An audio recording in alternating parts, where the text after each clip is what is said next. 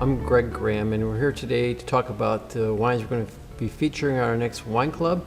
I know quite often wine club members aren't able to get to the winery here and have us introduce the wines to them that they receive in their wine clubs, and I thought it might be important today for our first time to kind of go through and just talk about them. So in the wine club, in the vintage club here, we're going to have the 2010 Grenache. 2010 Grenache basically is grown on the very top of the hill of our property there.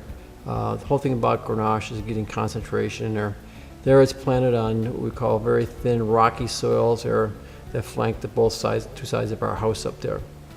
The important thing is to get concentration in the wines. Therefore, clusters are cut back to 1 cluster per shoot, therefore reducing the yields that we get up there to about a ton and a half per acre. We bring that wine in. At that point in time, we further concentrated by taking about 8 to 10% of the juice out of the vats at that time to further concentrate the skins to volume ratio. We make Grenache out of that, or we make rosé out of that Grenache that we pull off that juice-wise.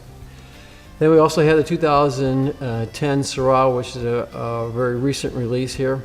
We have 4 subclones that are grown on a north-facing slope there below the Grenache here. Their yields, again, very low, 2.5 to 3 tons per acre, but it was all about quality and not quantity. And there, because we had the different clones, we had different growing conditions, the berries are different sizes, the clusters look differently, and therefore we harvest those 4 clones, probably about 8 different segments. Everything's fermented separately into 1.5 ton vats. The wine's pressed off and it goes in the barrels you can see behind us here. Then also in the Vintners Club there will be the 2012 Carnero Chardonnay. This is from the San Giacomo Chardonnay vineyard there in downtown Sonoma. I've been working with the San Giacomos here for 25 years, making Chardonnay from that vineyard. And here we get blocks of fruit from the Home Ranch block, Catarina, and Green Acres. Again, those wines are picked separately on different dates, brought in, whole cluster pressed. The juice is settled off, goes into barrels we have right behind us here, and then barrel fermented. Carnero Chardonnay thing is that this is the thing that I've been doing for a long time. I like it because it gives us a great fruit intensity there that can withstand all the winemaking techniques. That's the barrel fermentation, the malolactic, that kind of give the wine that kind of buttery richness that it likes to have. Very enjoyable.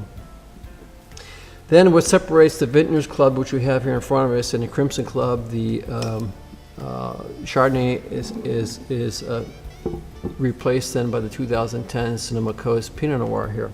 This also is again from the San Giacomo's vineyard, but a vineyard they have in what's called a Petaluma Gap, which is a very cool area close to the San Pablo Bay there. There are the conditions of the overcast fog, if you have it. It's a high ceiling, typically tempers the growing conditions down there, giving it a very, very long growing season.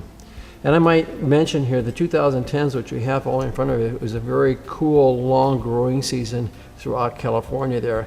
Very nice ripening, very gentle ripening conditions.